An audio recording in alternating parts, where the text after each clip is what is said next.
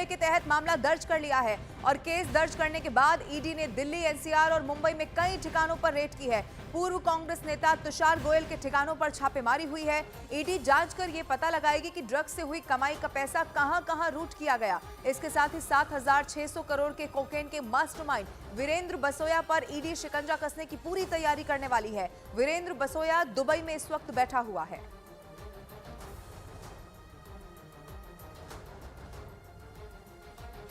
के द्वारा इस मामले में मनी लॉन्ड्रिंग एक्ट के तहत इस केस को दर्ज किया गया है। हालांकि इस मामले पर एक जो प्रमुख आरोपी है तुषार के घर और उसकी पत्नी से जुड़े हुए कई अन्य लोकेशन पर भी सर्च ऑपरेशन की कार्रवाई को अंजाम दिया गया और उस सर्च ऑपरेशन के दौरान में कई महत्वपूर्ण सबूतों को इकट्ठा किया गया है। और इस मामले पे अब मुख्य तौर पर जांचा जा रहा है कि मनी लॉन्ड्रिंग के लिए किस तरह से किन किन लोगों की भूमिका रही थी और कैसे पूरे इस ड्रग्स का कारोबार चलता था।